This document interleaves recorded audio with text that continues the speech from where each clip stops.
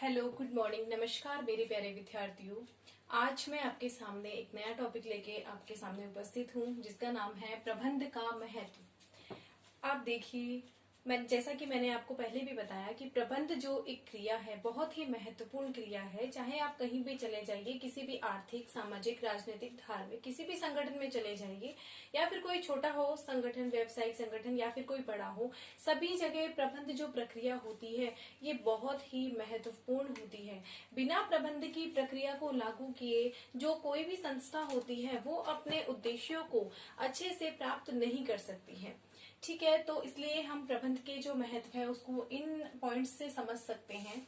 पहला है संसाधनों का समुचित उपयोग। प्रबंध एक ऐसी प्रक्रिया है जिसमें संस्था में जो संसाधन उपलब्ध होते हैं, वित्तीय संसाधन एंड मानवीय संसाधन और भौतिक संसाधन, उन सभी का समुचित प्रयोग किया जाता है। उनका इस तरह से यूज किया जाता है कि वो ज्यादा से ज्यादा प्रभावी और दक्षतापूर्ण तरीके से वर्क कर सके और अपना अच्छे से अच्छा अधिकतम उत्पादन कर सके। ठीक है, और उनका बेस्ट यूटिलाइजेशन हो सके। नेक्स्ट है संसाधनों का विकास। प्रबंध ऐसी प्रक्रिया होती है जो संस्था में उपलब्ध संसाधनों का विकास करती है। ठीक है, वहां पे जो भी संसाधन उपलब्ध होते हैं, वित्तीय संसाधन, मानवीय संसाधन एंड भौतिक संसाधन, उन सभी संसाधनों का विकास करती है, उनकी गुणवत्ता को बढ़ाती है, उनकी गुणवत्ता को इंक्रीज करती है ताकि वो अपना अच्छे से अच्छा रिजल्ट दे सके। नेक्स्ट है प्रतिस्पर्धा का सामना करना। ठीक है, कोई मतलब आज का जो व्यापार स्वरूप है जो बिजनेस का, वो बहुत ज्यादा प्रतिस्पर्धात्मक तरीके का हो गया है। ठीक है, बहुत सी बहुराष्ट्रीय कंपनियां देश में आ गई हैं जो आपस में जो है अपने अपने बिजनेस को कंटिन्यू ग्रोथ करती रहती हैं, बढ़ाने का प्रयास करती रहती हैं। तो बाजार में जो भी उत्पाद होते हैं, सेवा होते हैं, जो भी व्यावसायिक संस्था होती है, उन्हें प्रतिस्पर्धा का सामना करना ही पड़ता है। तो प्रबंध प्रक्रिया के द्वारा वो इन प्रतिस्पर्धा का सामना करते हैं और अपने अस्तित्व का संरक्षण भी करते हैं, वृद्धि भी करते हैं और लाभ अर्जन भी करते हैं। नेक्स्ट है संगठन का अस्तित्व, संरक्षण एवं वृद्धि।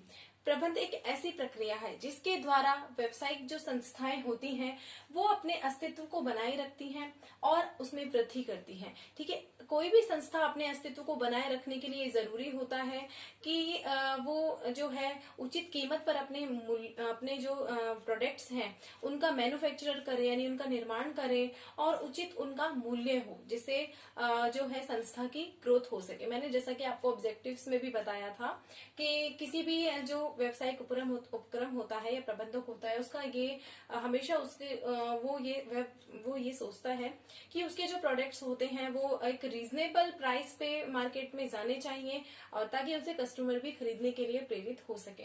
तो प्रबंध एक ऐसी प्रक्रिया होती है जो संगठन का अस्तित्व एवं संरक्षण बनाए रखने में सहायक होती है और उसको निरंतर वृद्धि करने में, ग्रोथ करने में हेल्प प्रदान करती है। नेक्स्ट है नव प्रवर्तन एवं उसका उपयोग।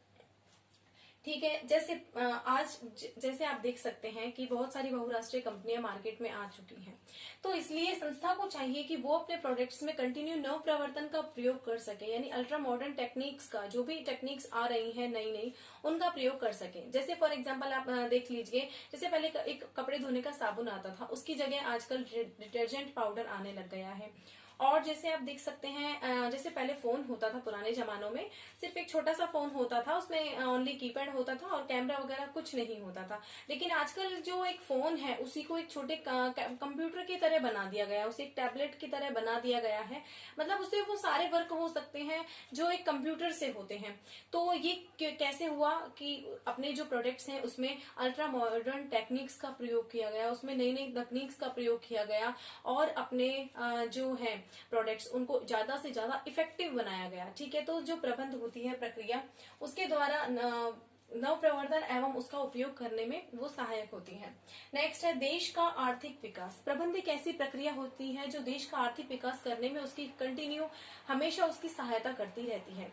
ठीक है, जैसे कोई भी जो देश होता है ठीक है। कोई भी जो व्यवसायिक उपक्रम होता है उसमें संसाधनों की स्थिति, संसाधनों की उपलब्धता, ठीक है, उनके मूल्यों और उनकी लागत का निर्धारण, ये सभी और उनकी सेल, ये सभी जो तत्व होते हैं ये किसी भी देश की आर्थिक विकास को बहुत जो है प्रभावित करते हैं। ठीक है, जैसे ज्यादा से ज्यादा सेल वगैरह होगी तो जो है देश की इकोनॉमिक में प्रोग्रेस होगी। ठीक है, देश की जीडीपी, ग्रॉस डोमेस्टिक प्रोडक्ट्स भी ज्यादा उसमें भी वृद्धि होगी और देश की अर्थव्यवस्था जो है वो भी सुदृढ़ होगी।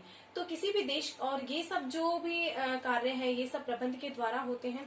तो इसलिए किसी भी देश के आर्थिक विकास में प्रबंध जो है वो वो सहायक सिद्ध होता है।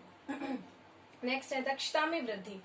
प्रबंध एक ऐसा एलिमेंट होता है जो संस्था में उपलब्ध संसाधनों की दक्षता में वृद्धि करता है, यानी कि जो रिसोर्सेज उपलब्ध हैं वो उनका बेस्ट से बेस्ट यूटिलाइजेशन हो सके।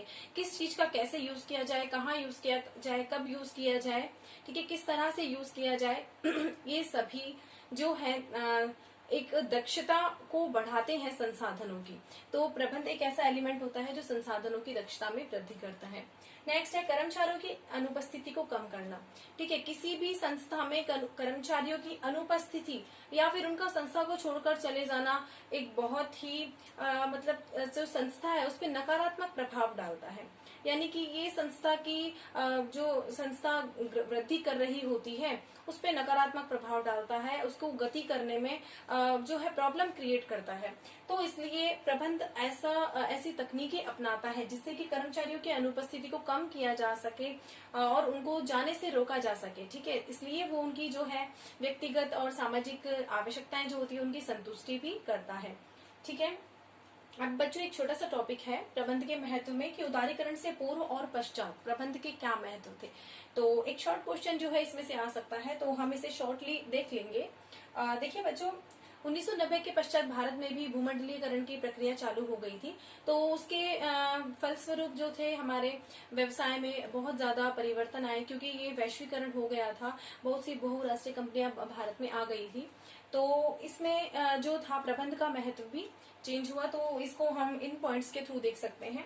उदारीकरण पूर्व और पश्चात। देखिए जैसे बाजार, उदारीकरण से पहले जो बाजार होता था वो विक्रेता के ऊपर डिपेंड होता था, विक्रेता पर आधारित बाजार होता था।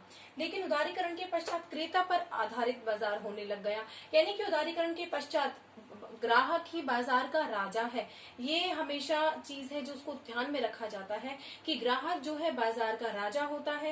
यानी कि ग्राहक को बहुत सारी चीजें उपलब्ध है, उसके ऊपर डिपेंड करता है कि वो कौन सी चीज खरीदेगा, किस चीज को खरीदने के लिए वो अभिप्रेरित होता है। तो इसलिए उदारीकरण के पश्चात जो है क्रेता पर आधारित बाजार होने लग गया।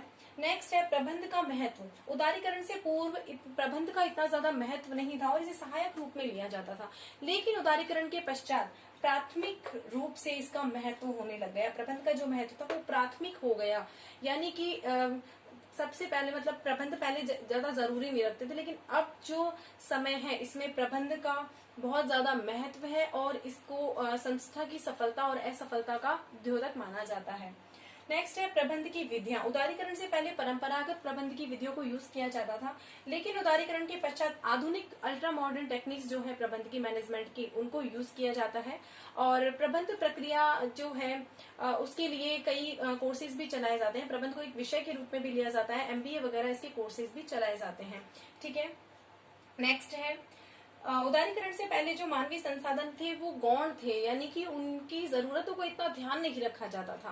ठीक है, मानवीय संसाधन जबकि बहुत जरूरी होते हैं। अब जैसे देखो उदारीकरण के पश्चात प्राथमिक, इनकी जो मानवीय संसाधनों की स्थिति थी वो प्राथमिक हो गई, क्योंकि किसी भी संस्था में मानवीय संसाधन बहुत ही ज्यादा महत्वपूर्ण होते हैं। क्योंकि जितने भी संस्था में भौतिक संसाधन उपलब्ध होते हैं उन सभी का यूज जो है मानवीय संसाधनों के द्वारा ही यूज किया जाता है, प्रयोग किया जाता है। तो इसलिए आज के वर्तमान समय में जो संस्था में उपलब्ध मानवीय संसाधन होते हैं उनको उनकी हमेशा उनको एक तरह से कहते हैं हम संतुष्ट करने का प्रयास किया जाता है, उनको खुश रखने का प्रयास किया जाता है, जिससे कि वो ज्यादा से ज्यादा बेहतर कार्य प्रदर्शन कर सके। नेक्स्ट है प्रतिस्पर्धा। देखिए, उदारीकरण से पूर्व आंतरिक प्रतिस्पर्धा थी, और लेकिन उदारीकरण के जो पश्चात है बाह्य व आंतरिक दोनों तरह की प्रतिस्पर्धा जो है मार्केट में उपलब्ध हो गई, क्योंकि बहुराष्ट्रीय कंपनियां बाजार में आ गई हैं और बाह्य व आंतरिक दोनों ही प्रकार के कंपटीशन बहुत ज्यादा बढ़ गया है। ठीक है बच्चों, तो इन सभी पॉइंट से हम प्रबंध का महत्व समझ सकते हैं। मैं आशा करती हूँ आपको ये टॉपिक समझ में आ गया होगा। ठीक है बच्चों, अगर आपको वीडियो पसंद आई तो आप मेरे चैनल को सब्सक्राइब कीजिए, वीडियो को लाइक कीजिए। Okay students, thank you, thanks for watching, bye.